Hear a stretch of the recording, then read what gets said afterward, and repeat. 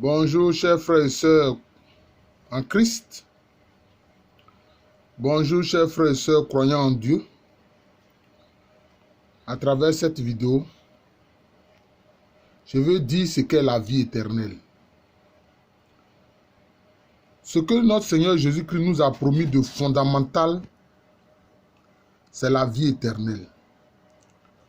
La vie éternelle, c'est le fait qu'on ne meurt plus. Le Seigneur Jésus-Christ est ressuscité. Après sa résurrection, il ne meurt plus. C'est ça la vie éternelle.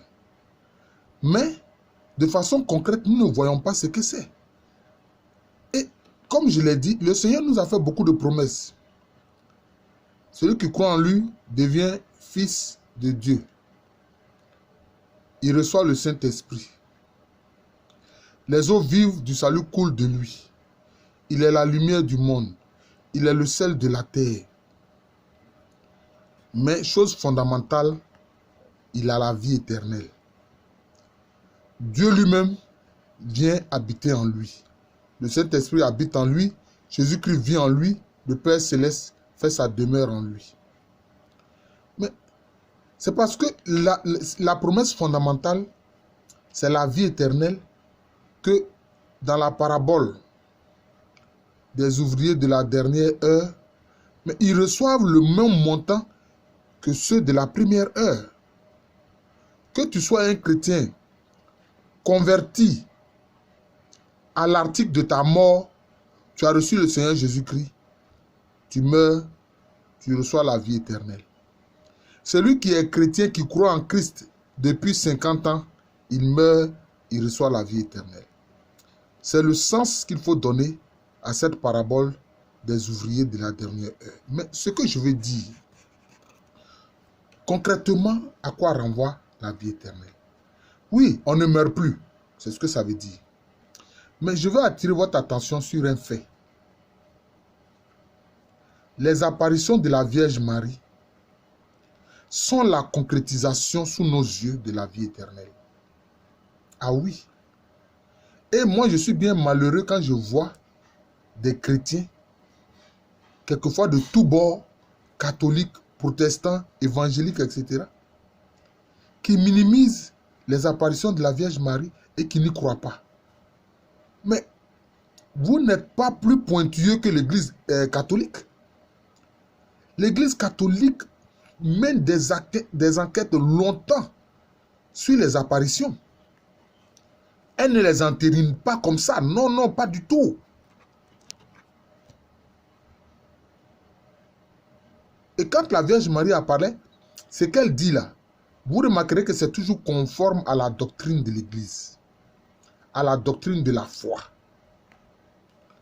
Et je dis, la concrétisation sous nos yeux de la vie éternelle, ce sont les apparitions de la Vierge Marie. Quand vous prenez connaissance des apparitions de la Vierge Marie, vous avez sous vos yeux la vie éternelle. Et ça, c'est un signe que Dieu donne en permanence aux habitants de la terre. Et je vais donner des exemples. En commençant par l'apparition de la Vierge Marie à Guadalupe, près de Mexico. C'était en 1531. 1531. Et comme nous les historiens on le dit, première moitié du XVIe siècle. 16e siècle. Mais ensuite, son apparition à Lourdes, à Bernadette Soubirous, où elle a dit « Je suis l'Immaculée Conception ». C'était en quelle année? En 1857. 1857. Regardez, ça fait combien d'années, combien de siècles entre 1531 et 1857? 3 siècles, c'est-à-dire 300 ans. 300 ans. Voici 2 apparitions de la Vierge Marie attestée par l'Église. L'apparition de Guadalupe au Mexique, 1531. L'apparition en France, à Lourdes, 1857. Vous voyez? 3 siècles. 300 ans. D'ailleurs, quelquefois, nous les chrétiens, nous faisons l'effort de faire ce que le Seigneur demande, c'est-à-dire proclamer la bonne nouvelle, annoncer la bonne nouvelle pour que les gens se convertissent. Mais je vais vous dire une chose. Il n'y a pas quelqu'un qui convertit les êtres humains au Christ plus que la Vierge Marie. Il n'y en a pas. Et je vais prendre un seul exemple. À Guadalupe, au Mexique, quand elle est apparue en 1531, vous savez combien de personnes ont été converties? Parce que elle est apparue à ce pauvre Amérindien aztèque. Mais en ce moment-là, c'était la colonisation espagnole au Mexique. Une colonisation dure, où les Indiens étaient méprisés, maltraités, tués par les colons espagnols. Alors, dans cette atmosphère-là, quand les colons espagnols, quand les missionnaires parlent de l'amour de Dieu manifesté en Jésus-Christ, mais les Indiens, les Amérindiens n'y croyaient pas. Ils disent, mais vous nous maltraitez, et puis vous nous parlez de l'amour de Dieu. Comment pouvez-vous nous parler de l'amour de Dieu, et puis en même temps vous nous maltraitez? Vous ne nous traitez même pas comme des êtres humains, vous êtes des menteurs. Mais tenez-vous bien, chers frères et sœurs, quand la Vierge Marie est apparue à Guadalupe en 1531, il y a eu près de 8 millions, je dis bien 8 millions d'Amérindiens qui se sont convertis et qui ont donné leur vie au Seigneur Jésus-Christ, grâce à cette apparition-là. C'est pour ça qu'il faut prendre au sérieux les apparitions de la Vierge Marie. Et qu'est-ce qu'elle a demandé? Sur le lieu de son apparition, elle a demandé simplement qu'on bâtisse une chapelle. Et très souvent, quand elle dit bâtissez une chapelle, construisez une chapelle, ça a dessein. Pourquoi elle ne dit pas construisez une cathédrale? Elle dit construisez une chapelle. Elle ne demande ni cathédrale, ni basilique. Elle dit construisez simplement une chapelle. Parce que ce qui va grandir commence toujours petitement. Ce qui va grandir là, ça commence petit. Voilà. Construisez une chapelle. Vous comprenez? Cette apparition-là a converti 8 millions d'Amérindiens. Voilà ce que la Vierge Marie fait. Il n'y a pas quelqu'un qui convertit à Christ plus qu'elle. Maintenant, vous voyez, je vous ai parlé de l'apparition de Lourdes. Elle est apparue à cette pauvre fille, Bernadette Soubirous. Vous voyez? Voilà. Et puis, vous avez une autre apparition.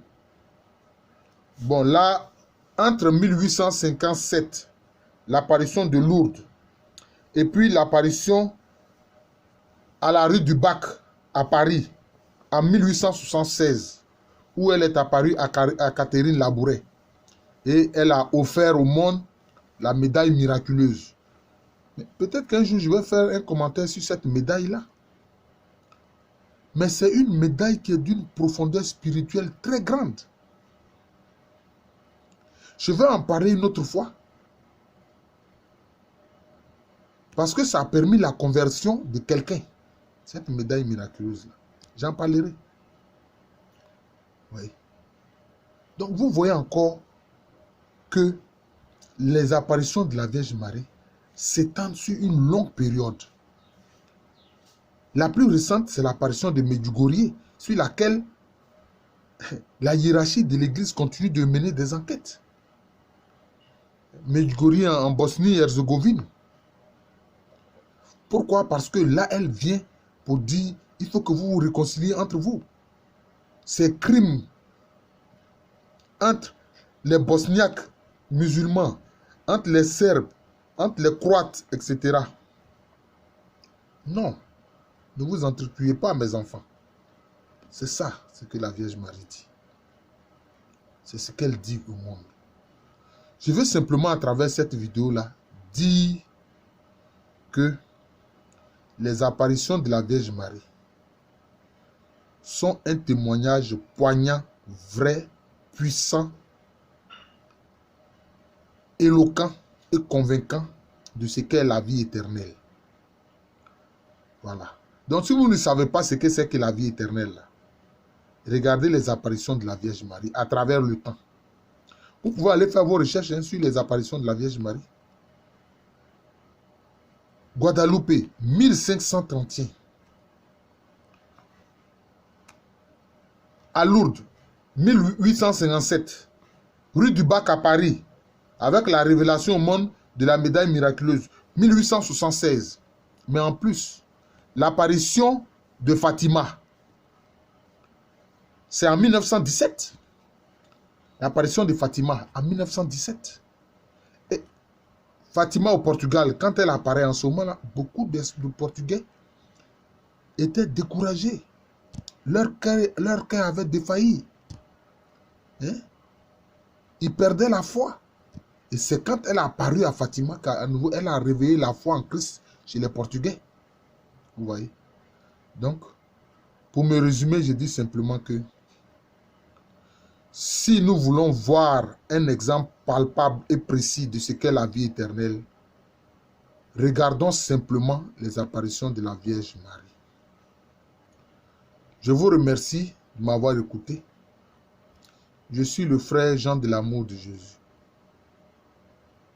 Et à l'état civil, je suis le professeur Alukwa Mireni. Alors cette dame-là, notre mère, la Vierge Marie, qui fait ses apparitions pour nous donner le témoignage de ce qu'est la vie éternelle, de la vérité de ce que Jésus-Christ est vrai Dieu, vrai homme, et il est l'unique sauveur et l'unique rédempteur de l'humanité. Qu'elle intercède pour nous. C'est pour ça que son intercession est concrète. Fait que la Vierge Marie intercède pour nous. Qu'elle prie pour toute l'humanité. Qu'elle prie aussi pour ceux de nos frères chrétiens qui n'ont aucune dévotion mariale et qui même la confondent avec des esprits démoniaques des océans. Qu'elle prie pour tous ceux-là. Un jour, je ferai un témoignage sur le fait que comment il s'est passé pour que je devienne un dévot de la Vierge Marie. Moi, j'étais converti, j'avais donné ma vie à Christ, mais moi aussi, je n'avais pas la dévotion mariale. Je vais vous parler un jour de ce qui m'est arrivé et ce qui m'a poussé à avoir la dévotion mariale et à demander l'intercession de la Vierge Marie et à lui demander de prier pour moi et de prier pour tous les hommes. Je le fais régulièrement. Priez pour moi, priez pour ma famille, pour tous ceux que je rencontre dans ma vie et priez aussi pour tous les hommes, pour la conversion des hommes et pour le salut des hommes. J'en parlerai une autre fois. Je vous souhaite une bonne journée et que les bénédictions de la Vierge Marie, ses prières et son intercession auprès de Jésus-Christ, notre Seigneur et notre Sauveur, nous soient favorables. Amen.